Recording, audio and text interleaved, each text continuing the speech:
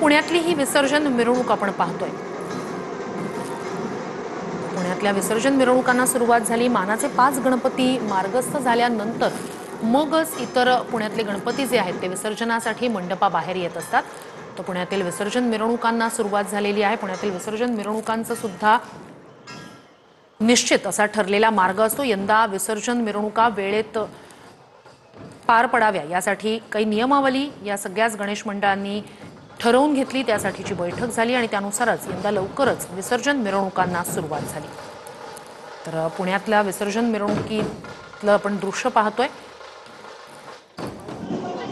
दुसरीकडे मुंबईच्या राजाची ही विसर्जन मिरवणूक